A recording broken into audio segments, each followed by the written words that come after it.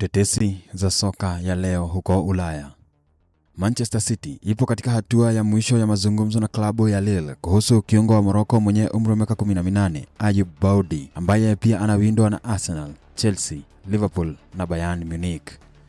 Everton, Leeds United na Nottingham Forest zinamfuatilia hali ya mshambuliaji wa England Liam Delap, ambaye Chelsea inasema ina dhamani yake ni ya pauni milioni 40.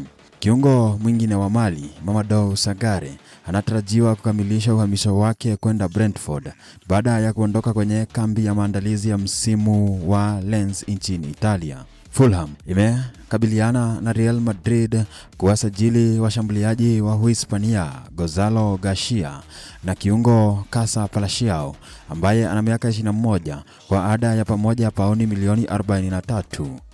Manchester City inafikiria kipa wa Misel na Argentina Geronimo Rulli ambaye ana miaka 34 hivi sasa kuwa mbadala wa James Trafford. Manchester United nao wanajiandaa katika ofa ya beki wa Newcastle United na England Lewis Hall ambaye hivi sasa ana miaka 21, huku beki wa Racing Standard mwenye umri wa miaka 19 Jorge Salinas akiwa chaguo lao mbadala.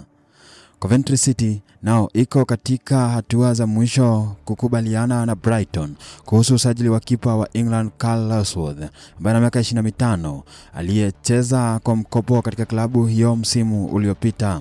Hull City nao imefanya mazungumzo yanayoonekana kuwa mazuri na kiungo wa Augsburg Matel Koma kutoka huko Ujerumani.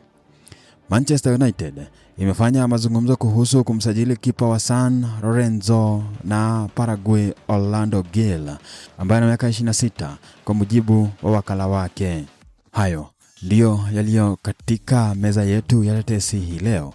Jiunge na kituo hiki kwa njia ya kujisajili ili kila wakati video nyingine kama hii itakapokuwa inatokea uwe wa kwanza kujulishwa. Kumbuka kwamba ligi kuu ya Uingereza inarejea mwezi huu, hivyo ni vizuri ujisajili katika kituo hiki ili tutakapokuwa tunatoa habari zingine zenye michezo utakuwa wa kwanza kujulishwa. Asante na kwaheri kwa sasa.